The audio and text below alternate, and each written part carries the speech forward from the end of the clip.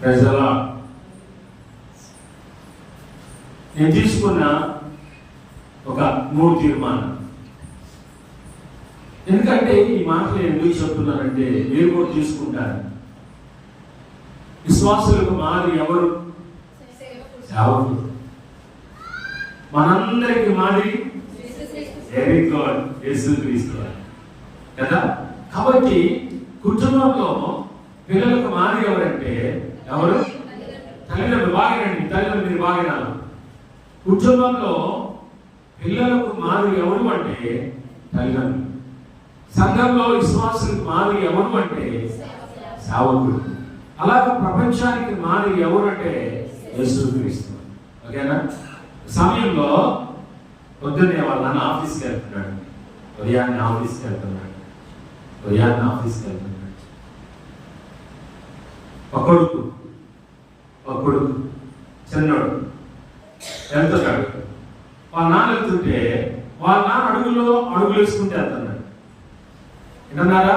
దావి వింటున్నారా? నువ్వు లోపల కూర్చుంటే బాగుంటుంది. వాళ్ళ నాన్న వెళ్తున్నాడు. వాళ్ళ నాన్న గాన రాకుండా వీడు వాళ్ళ నాన్న అడుగులు వేసుకుంటే వెళ్తున్నాడు.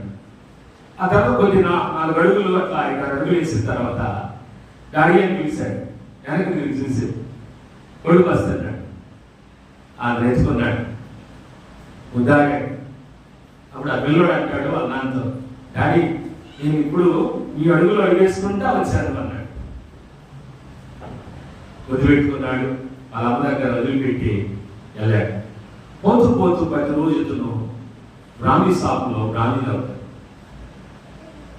అప్పుడు ఆ రోజు ఆ బ్రాహ్మీ షాప్ కాడికి వెళ్ళాడు.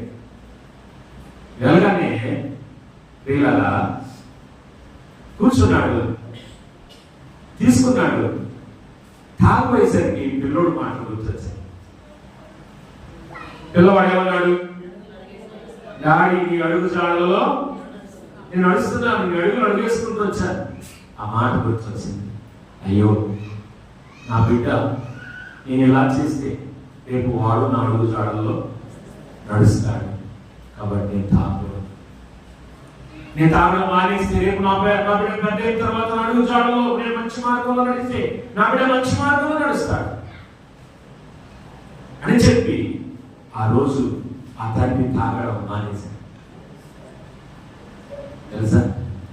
దేవుడికి అలాగే సంఘానికి మాత్రం సేవ. అందుకే నేను ఒక 3 నిర్ణయాలు తీసుకున్నా. నాకు భక్సింగ్ గారు మంచి ఇన్స్పైర్ అనమాట. నాకు ఒక మంచి రోల్ మోడల్ ఆయన కొంతమంది ఉన్నారు. జాన్ వెస్లీ మహానుభావుడు, వాళ్ళ దండం పెట్టాలి. వాళ్ళ కార్యక్రమం కూడా నేను సాయంత్రం జాన్ వెస్లీ కాబట్టి మా చెల్లూదర్, విలియం కేరీ ఇలాంటి అందరూ, జాన్ హైడ్ లాంటి అందరూ ఉన్నారు. భక్తులు అందరూ ఉన్నారు. విలియం బూత్ లాంటి వాళ్ళు ఎంతో మంది ఉన్నారు. నేను తీసుకున్న నిర్ణయాలు 3 నిర్ణయాలు తీసుకున్నాను. ఒకటి, ఇప్పుడు దేవుని పెట్టారా, నెలలో అంటే ప్రతి నెలలో 2 సార్లు రాత్రంతా ప్రార్థన చేయాలి.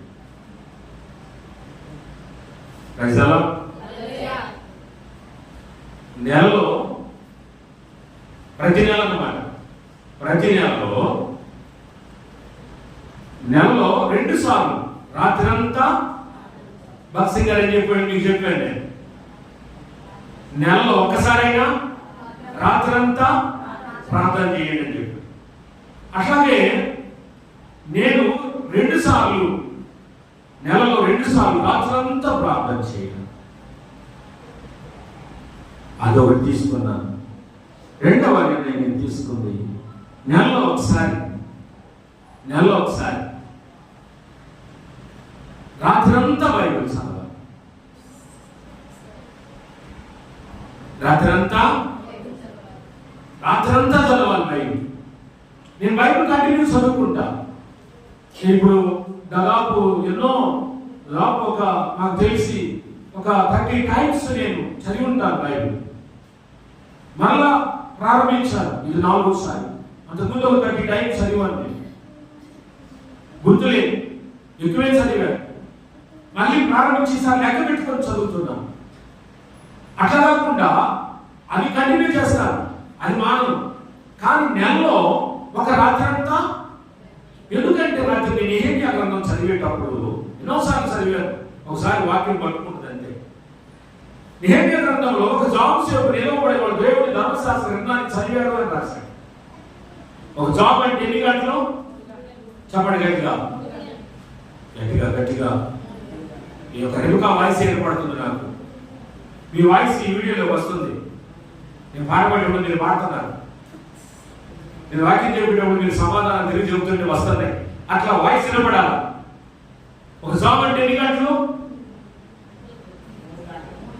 ఎన్ని గంటలు గట్టిగా, అంతేనా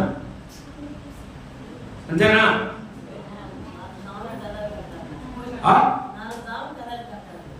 నేను అది అడిగానా? 4 జాములు తెల్లారుతాను. నేను అడిగాను మిమ్మల్ని.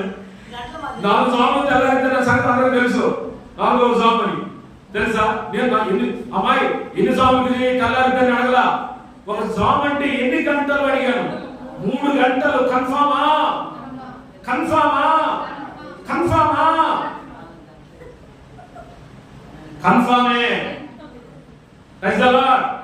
కన్ఫామే. ఒక జామ్ అంటే 3 గంటలు. నాకు అప్పుడు అనిపించింది, 3 గంటలు చదివారు వాళ్ళు. ఒక రాత్రి అంతా నేను ఎందుకు చదవకూడదు? భక్సింగర్ సమయంలో 14 గంటలు చదివాడు బైబిల్. 14 గంటలు చదివాడు ఒక సమయంలో. అన్ని సమయాలు కుదరదండి. కొన్ని సమయం కుదిరినప్పుడు 14 గంటలు బైబిల్ చదివాడు. నాకు అప్పుడు అనిపించింది, రాత్రంతా నేను ఎందుకు చదవకూడదు బైబిల్? అందుకే రాత్రంతా ప్రార్థన చేశాను. ఒకటైపోయింది ఈ నెలలో. ఇది ఏ నెల? నవంబరా? ఓకే, ఇది నవంబర్ నెల. ఈ నెల ఒక రాత్రి అయిపోయింది. ఇంకా ఎన్నిసార్లు చేయలేను? ఓయాబో, ఇంకెక్కువే చేస్తానేమో, ఎక్కువే చేస్తానే. కాబట్టి అదొక తీర్మానం. 3వ తీర్మానము, నేను తీసుకున్న తీర్మానము, 3వ తీర్మానం ఏమిటంటే, నెలలో ఒకసారి దేవుని ఏం అడగకుండా అంటే నాకు ఈ ప్రభువా, నాకు ఈ ప్రభువా ఇవేమి అడగకుండా కేవలం దేవుని మాత్రమే రాత్రంతా స్తుతించాలి. ఇదొక తీర్మానం. 3వ తీర్మానం ఏంటంటే, ఇంకేం అడగను. అయ్యా ఇదిగో అలానే నా సహోదరి కుటుంబాన్ని దీవించు, ఆస్వాదించు, నా కుటుంబాన్ని దీవించు, ఇవేం అడగను. ఇవి సంవత్సరం కూడా అడుగుతూనే ఉన్నా. కానీ నెలలో ఒకసారి రాత్రంతా కేవలం దేవుని స్తుతించడమే చేయాలనుకున్నాను. కాబట్టి ఈ 3 నిర్ణయాలు ఎప్పటి వరకు నేను చేయాలనుకుంటున్నానంటే, నా మరణ పర్యంతం చేయాలి. నా కొరకు ప్రార్థన చేయాలి. నా తీర్మానం నిలబడాలి. నేను తీసుకున్న నిర్ణయాలు కడవరకు కొనసాగాలి, చివరిదాకా కొనసాగాలి. తీర్మానం చేసుకుంటాం చాలా మందిని, కానీ చేసుకున్న తీర్మానాలు కొన్నిసార్లు మనము నిలబెట్టుకోవాలి. అది గొప్ప విషయం. కొన్నిసార్లు తీర్మానాలు చేసుకుంటాం, కానీ 1 నెల, 2 నెలలు, 3 నెలలు గట్టిగా కొనసాగిస్తాం. ఆ తర్వాత అపవాది ఉన్నాడే, వాడు మన శత్రువు. వాడు ఎప్పుడు మనకే ఉంటాడు, వెనకుంటాడు, ముందున్నాడు. వాడు మళ్ళీ ఎందుకు వెనకుండి ఎన్నుకోడు పడవటానికి. వాడు ఎన్నుకోడు కాడు అన్నమాట. వాడు ఊరుకోడు. ఇక చాలులే 3 నెలలు ఉన్నావుగా, ఇక చాలు అంటుంటాడు. వాడు వెనకుండి ఓరక ప్రోత్సహిస్తుంటాడు. కాబట్టి వాడి ప్రోత్సాహాన్ని మనము ఎంకరేజ్ చేయకూడదు.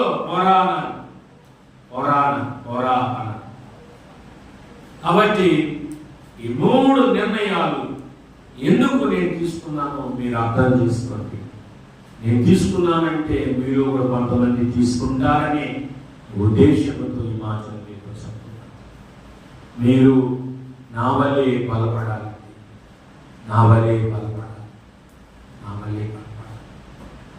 This is my desire. ఇది నా ఆశ, ఇది నా ఆశ. మీరు నాలాగా బలముగా దేవునిలో ఉండాలి. ఓకేనా? కాబట్టి పౌలు అంటాడు, నేను క్రీస్తు యేసుని పోలి నడుచుకున్న ప్రకారము మీరు నన్ను పోలి నడుచుకోండి. కాబట్టి పౌలంతటి వాడిని కాకపోయినా ఆయనలో రవంతైన అవగింజంతైన దేవుడిలో ఎదుగుతూ బలపడుతున్న దైవజనుడు. కాబట్టి నా వలె మీరు కావాలని ఆశిస్తాను. అప్పుడు దేవుడు బిడ్డ గతంలో చెప్పాను, గత 2 వారాలు పోయిన ఆదివారం అంతకుముందు ఒకటి, దేవుడి పిల్లలు కష్టపడాడు, ఆత్మీయ విషయాల్లో కష్టపడాడు. 2, దేవుని మాట వినండి, దేవుని మాట వినండి, దేవుని మాట వినండి. 3వది, దేవుని సహాయము కోరుకోండి. వాక్యంలో చూడండి, ఆ లూకాసు సువార్త 5వ అధ్యాయము, లూకాసు సువార్త 5వ అధ్యాయము ప్రియులారా, ఆడ కనబడుతుంది మనకి. నమ్మండి, 6వ వచనము చదవండి. వారలాగు చేసి విశాలమైన చేపలు పట్టి, అందుచేత వారి వలలు పిగిలిపోవచ్చుండగా వారు వేరొక దోరిలో ఉన్న తమ పాలి వారు వచ్చి తమకు సహాయము చేయవలని వారికి సంజ్ఞలు చాలని. కాబట్టి 3వదిగా అక్కడ సహాయము అనే పదము మనకు కనబడుతుంది. యేసయ్య మాట చొప్పున చేసినప్పుడు వాళ్ళకి విస్తారమైన చేపలు దొరికాయి, పట్టారు, వాళ్ళు మిగిలిపోయి. అప్పుడు వాళ్ళు కొంతమంది అక్కడ అదే సముద్రంలో పడుతున్నారు, వాళ్ళ సహాయం కోరుకున్నారు. పేతురు, అంద్రేయ వీళ్ళందరూ కూడా వాళ్ళ సహాయము కోరుకున్నారు. బ్రదర్స్, ఇదిగో మా వలలన్నీ మిగిలిపోయాయి, ఎక్కువైపోతున్నాయి, మేము బరువు మోయలేకపోతున్నాం, లాగలేకపోతున్నాం, కొంచెం సహాయం చేయడానికి రండి అని వాళ్ళని పిలుస్తారు. మంచిది. ఎదుటి వారి సహాయం తీసుకోవడం, చెప్పండి గట్టిగా, ఎదుటి వారి సహాయం తీసుకోవడం. నేనే మాట్లాడుతున్నాను అనుకోవాలి. ఎదుటి వారి సహాయము కోరుకో, తప్పేమి లేదు. సహాయం చేయమని అడగడంలో చెప్పండి గట్టిగా, తప్పేమి లేదు. ఎదుటి వారి సహాయం తీసుకోవడంలో తప్పు లేదు. నెబుకద్నెజరు కలగని కథ మరిచిపోయాడు. వాళ్ళు చెప్పమన్నాడు, వాళ్ళు ఎవరు చెప్పలేకపోయారు. ఆ తర్వాత దానియేలు అడిగాడు ఏంటి విషయం, ఆయన చెప్పబోయాడు అందరినీ. ఏంటి విషయం అంటే ఆయన కలగన్నాడయా, కళ ఆయన మరిచిపోయాడయ్యా, మర్చిపోయాడయ్యా, అందుకని ఆయన చంపబోతున్నాడు ఆయన. అప్పుడు దానియేలు రాజు దగ్గరికి వెళ్ళయ్యా, కొంత సమయం నాకు ఇవ్వు, నేను నీ కలక నేను భావాన్ని నీ కలబడి చెప్తాను. అయితే కొంత సమయం అని అడిగాడు, తప్పులేదు. రాజుని అడగడంలో తప్పులేదు, ఎదుటి వ్యక్తిని అడగడంలో తప్పులేదు, సహాయం చేయమని అడగడంలో తప్పులేదు. ఏమండి, స్నేహితులు అడగడంలో తప్పే ఉంది, సహాయం చేయడంలో ఏమా చెప్పండి. బంధువులు అడగడంలో కొన్నిసార్లు అడగటానికి మనము సహాయం చేయమని అడగటానికి ఏమడతాం, ఎట్లా తింటానికి మొహమాట పడితే చెప్పండి గట్టిగా, అడుగువాలి, అంతే కదండి. అట్లా అడగడానికి సహాయం తప్పే ఉంది. జనార్దను ఒక 10,000 ఉంటే తప్పే ఉంది. ఉంటే ఇస్తాడు, అడిగితే ఏమనుకుంటాడు, అడగకపోతే ఏమనుకుంటాడు, ఇట్లా ఉంటే ఎట్లా. సహాయం చేయమంటే వాళ్ళు తప్పలేదండి. వాళ్ళు సహాయం చేయమని అడుగుతున్నారు, వాళ్ళు ఇబ్బంది పడుతున్నారు లాగలేక. అది సహాయం చేయమంటాలో తప్పేమీ లేదు. అయితే నేనేమంటానంటే దైవజుడుగా సావుకుడుగా నేనేమంటానంటే ఎంతసేపు ఇతరుల సహాయము కాదు కానీ మనుషుల సహాయం కాదు కానీ ఎక్కువ దేవుని సహాయం కోరుకోవడంలో ఆశీర్వాదం. అంటే అసమానం మనుషుల సహాయం, అసమానం మనుషుల సహాయాన్ని ఎంతసేపు చేస్తారు? లుకా గారు ఎంతసేపు చేస్తారు? సుధీర్ ఎంతసేపు చేస్తాం?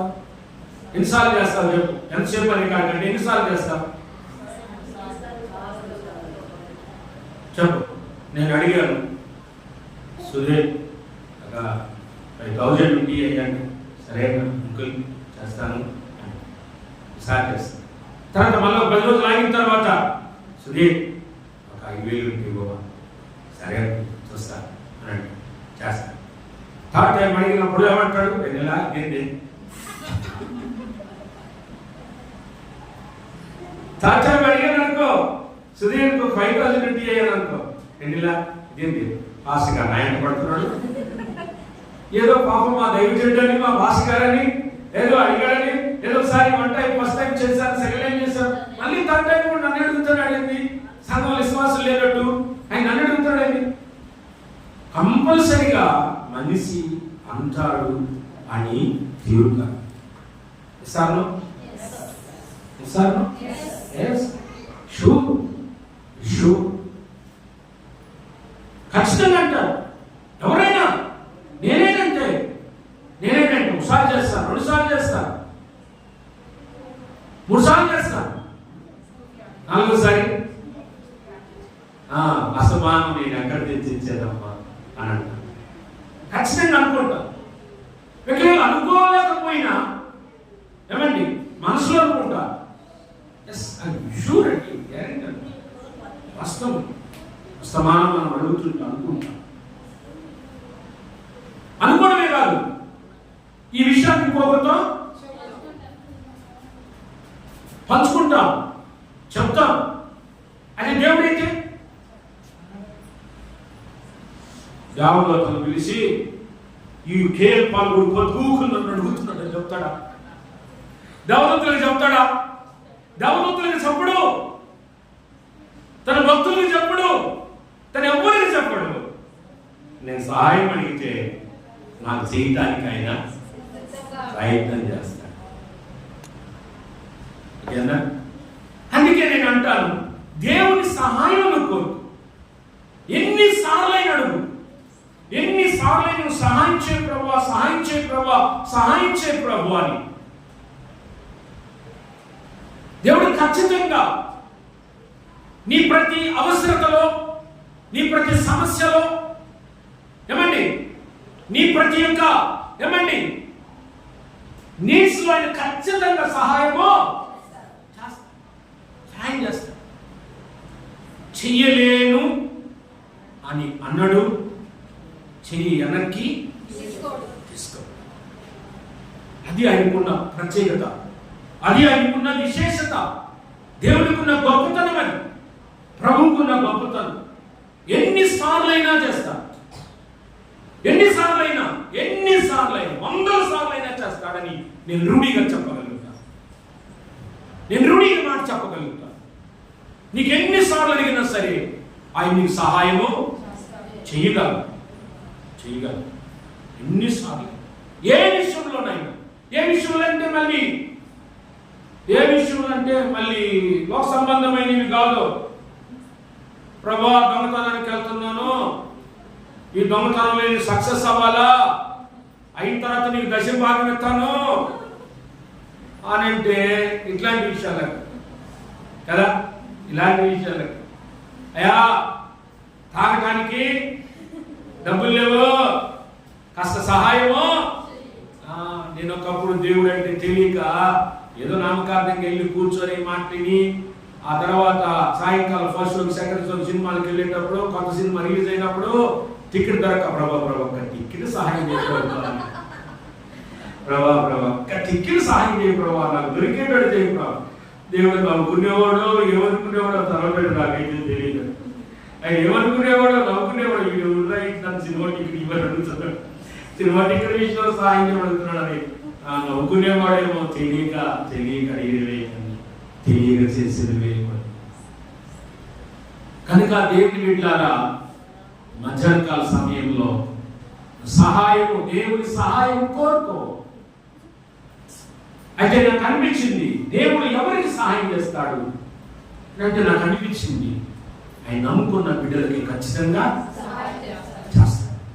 ఆయన నమ్ముకున్న బిడ్డలు, ఆయన నమ్ముకుంటారే, ఆయన నమ్ముకున్న బిడ్డలకి ఎప్పుడైనా సహాయమో చేస్తాడు. ఏ సహాయమైనా చూడండి వాక్యంలో, కీర్తనలు 31వ అధ్యాయం 6వ వచనం, 31వ అధ్యాయం 6వ వచనం.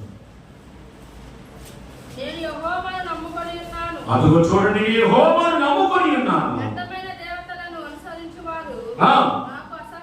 అది నాకు అవసరం. మొదటి మాటే నేను యెహోవాను నమ్ముకొని ఉన్నాను. కాబట్టి నమ్ముకున్న బిడ్డలకు సహాయం చేస్తాడు. ఈ మాట చెప్తుంది ఎవరు? భక్తుడైన దావీదు చెప్తున్నా. దావీదు అంటాడు, నేను దేవుడిని నమ్ముకున్నాను. కాబట్టి నమ్ముకున్న వాళ్ళకి అమ్ముకున్న వాళ్ళకి కాదు, నమ్ముకున్న వాళ్ళు నమ్ముకున్నారు కదా. యేసయ్య నమ్ముకునే వాళ్ళకి ఆయన ఖచ్చితంగా కదా కసగలేదు, కాస్తాడండి, కాస్తాడు. నమ్ముకున్న వాళ్ళు ఎప్పుడు ఆయన వమ్ము చేయడు. నమ్ముకున్న వాళ్ళకి ఎప్పుడైనా అన్యాయమో చేయడు, సహాయం చేస్తాడు. ఆయన సహాయం చేస్తాడు.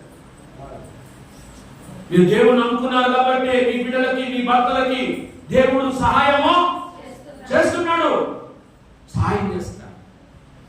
దావీదుకి చూడండి, దినవృత్తాంత గ్రంథాల్లో, మొదటి దినవృత్తాంత గ్రంథాల్లో 18వ అధ్యాయము 6వ వచనం, 18వ అధ్యాయం 6వ వచనం, మొదటి దినవృత్తాంత గ్రంథాలు.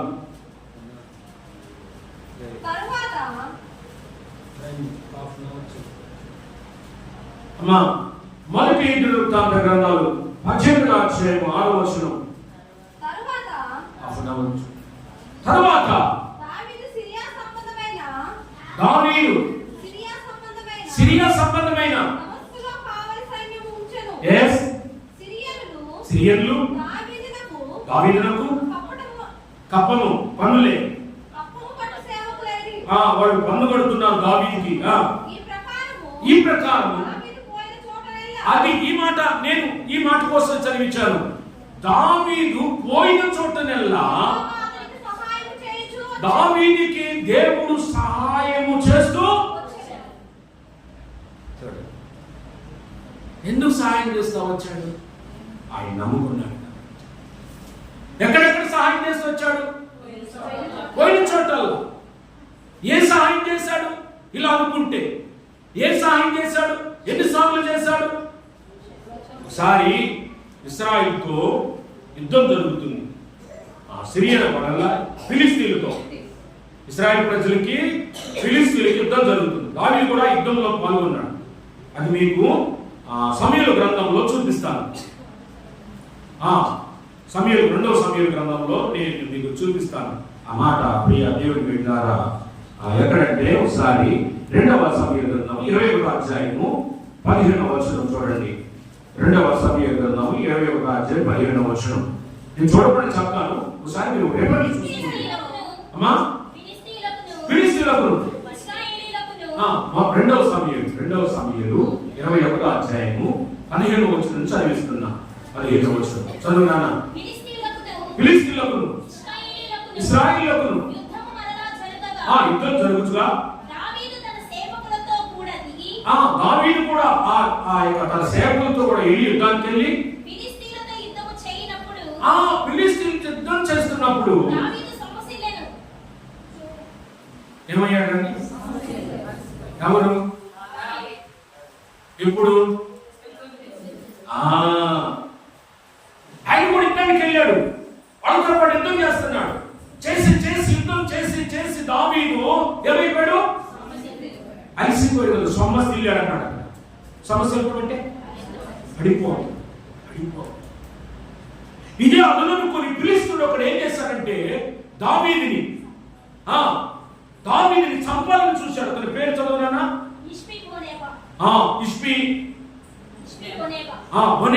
ఇష్బోనేబా అనేటువంటి వ్యక్తి ఇది అనుకున్నాడు. ఫిలిష్తీయుడు వాడి దగ్గర ఎంతో ఈట, పెద్ద ఈట ఉంది. ఏమండి, ఆ ఈట తీసుకొని దావీదుని చంపాలి, పడవాలని ట్రై చేసినప్పుడు దేవుడు ఏం చేస్తాడో చూడండి. తన బిడ్డలకి వాడు చంపాలని చూసినప్పుడు, శత్రువు చంపాలని చూసినప్పుడు, శత్రువు ప్రాణం తీయాలని చూసినప్పుడు, సమస్యలినప్పుడు మనం కొన్నిసార్లు సమస్యలిపోతాం. ఏమండి, కొన్నిసార్లు సమస్యలు పడిపోతాం, కళ్ళు తిరిగి పడిపోతాం. యుద్ధం చేశాడు చేశాడు చేశాడు చేశాడు బాగా చేసిన సమస్యలు పడిపోయాడు. అప్పుడు ఇదే అనుకున్నాడు శత్రువు. వాడు అంతే ఎదురు చూస్తాడు శత్రువు, ఎప్పుడు అదురు దొరుకుతుందా, ఎప్పుడు సమయమో దొరికిద్దా అని. కాబట్టి శత్రువు ఏం చెప్పాడంటే చంపబోయాడు దావీదుని. అప్పుడు తన సేవకుడు, దావీదు సేవకుడు అభిషేక్ అనేటువంటి ఆయన అక్కడ దావీదుని ఆదుకుంటాడు. అప్పుడు ఆ ఫిలిష్తీయుని కొట్టి చంపుతాడు. అప్పుడు అంటారు, అయ్యా నేను ఇశ్రాయేలుకు దీపం, నేను కెన్నడు యుద్ధముకు రావద్దు అంటాడు. దావీదు విషయంలో ఎందుకు ఇలా దేవుడు సహాయపడుతూ వచ్చాడు, సహాయం చేస్తూ వచ్చాడు? ఆయన నమ్ముకున్నాడు. తెలుసా? కాబట్టి చాలా మంది మాకు సహాయం దొరకలేదు ఎంతమందిని అడిగినా దొరకలేదంటారు. ఎంతమందిని అడిగినా మాకు సహాయం చేయలేదంటారు. నేను ఒక మాట అంటాను, నువ్వు దేవుణ్ణి అడిగావా? నువ్వు మనుషుల్ని అడిగావు పదే నువ్వు దేవుణ్ణి అడిగావా? నువ్వు ముందు దేవుణ్ణి అడుగు. ముందు ఆయన పదాల దగ్గర మోకాళ్ళను మోకరించు, మోకాళ్ళ మీద పడు, అడుగాయని నాకు ప్రభా ఈ సహాయం చెయ్యి. ఒకసారి ఒక దేశంలో ఒక పట్టణం మీదకి సైనికులు యుద్ధం చేయడానికి వచ్చారు. ఆ పట్టణానంతా దోచుకోవడానికి వచ్చారు. అప్పుడు ఆ పట్టణంలో తల్లి, ఆమెకి ఒక చిన్న బిడ్డ, ఒక బాబు, 12 సంవత్సరాల బాబు. వాడు కూడా 2 కాళ్ళు లేనివాడు, చిన్న బిడ్డ. శత్రువులు వస్తున్నారు. వాళ్ళమ్మ ఆ ఇంట్లో చిన్న ఇల్లు, చాలా పేద కుటుంబం. ఆ చిన్న ఇంట్లోనే ఉంది. అప్పుడు ఆ 12 సంవత్సరాల బాలుడు అంటాడు, మమ్మీ శత్రువులు వస్తున్నారు, మనం పట్టుకొని పోతారు, మనం తీసుకొని పోతారు, కాబట్టి పాపను తీసుకొని నువ్వు ఎక్కడికైనా వెళ్ళిపో, నేను 2 కాళ్ళు లేనోడిని, నన్ను ఎవరు ఏమి చేయలేరు శత్రువు, నేను వాళ్ళకు ఉపయోగపడను, ఎందుకు పనికిరాని వాడిని నేను, నా ప్రాణం పోయినా పర్వాలా, ఒకవేళ నన్ను చంపినా పర్వాలా, నేను నిష్ప్రయోజకుడిని, కాబట్టి పాపం తీసుకొని వెళ్ళు మమ్మీ అని బాబు సలహా ఇచ్చాడు. ఇస్తే వాళ్ళ అమ్మ మనసు ఒప్పలేదు. అయ్యా నిన్ను ఇక్కడ వదిలిపెట్టి నేను ఎట్లా అయ్యేదా అని, దేవుడే మనకు సహాయం చేస్తాడు. ఏదో ఒక విధంగా దేవుడే ఏదో రీతిగా మనకు సహాయం చేస్తాడు, ఖచ్చితంగా చేస్తాడు. ఆయన నాకు ఆ నమ్మకం ఉంది. ఆయన ఒక వాగ్దానం చేశాడు, ఆయన ఒక ప్రామిస్ చేశాడు. ఏంటో తెలుసా? నిన్ను ఎన్నడూ విడువను, ఎడబాయను, నిన్ను గాని నీ కుటుంబాన్ని గాని నేను ఎన్నడూ విడువను. ప్రామిస్ చేసిన దేవుడు, నెరవేర్చే దేవుడు మన దేవుడు. కాబట్టి ప్రామిస్ చేశాడు. మన కుటుంబాన్ని ఆయన రక్షించుకుంటాడు,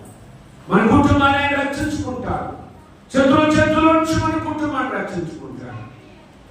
ఎలా రక్షించుకుంటాడు? ఏ విధంగా రక్షించుకుంటాడు? అందులో అదంతా మంచు టైం అంటాడు, మంచు కురిసే టైం అంటాడు. ఎలా దేవుడు రక్షిస్తాడు? ఈ మంచు కురిసే సమయంలో మన దేవుడు ఎట్లా రక్షిస్తాడు అని ఆ పిల్లవాడు అమ్మన్నాడు. ఎట్లా రక్షిస్తాడు? రక్షిస్తాడు. ఆయన తెలుసు, ఆయన ఎలా రక్షించుకోవాలి ఆయనకి తెలుసు. ఖచ్చితంగా మళ్ళీ రక్షిస్తాడు. అంతే, నువ్వు నమ్ము, ఎందుకంటే మనం ఆయన నమ్ముకున్నావా అని చెప్తే ఆ బిడ్డను ధైర్యం వచ్చింది. ఆ తర్వాత శత్రువులు రానే వచ్చాడు, ఆ పట్టణాన్ని దోచుకుంటున్నాడు. అయితే దేవుడు చేసిన పని ఏదో తెలుసా? ఆ మంచుని విపరీతంగా కురిపించాడు ఆ ఇంటి మీద మంచుని విపరీతంగా. అంటే ఒక విధంగా చెప్పాలంటే ఆ ఇల్లు కాను రాకుండా మంచుతో కప్పేశాడు. ఆ ఇల్లు కాని రాకుండా మంచుతో కప్పేశాడు ఆయన దేవుడు. అప్పుడు ఇల్లు కాని ఆ మంచుతో ఆ తర్వాత శత్రులు వచ్చారు, దోచుకున్న వారికి దోచుకున్నారు, పట్టుకున్న వాళ్ళు పట్టుకుని వెళ్ళిపోయారు. వాళ్ళు వెళ్ళిన తర్వాత దేవుడు ఆ మనుషుల్ని కరిగించి వాళ్ళని క్షేమంగా కాల్చింది. దేవుడికి స్తోత్రం.